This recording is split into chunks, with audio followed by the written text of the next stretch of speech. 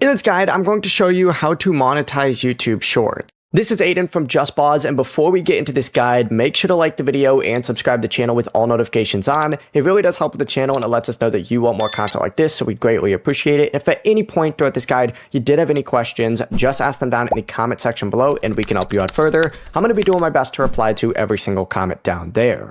Now, to actually earn ad revenue from YouTube Shorts, your channel needs to be accepted into the YouTube Partner Program, or the YPP.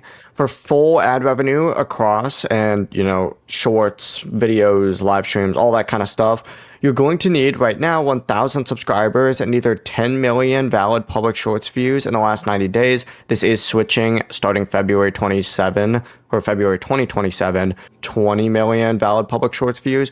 Or you also need 4,000 valid public watch hours in the last 12 months, which once again is switching real soon, and it's going to now be 8,000 valid public watch hours in the last 12 months as well.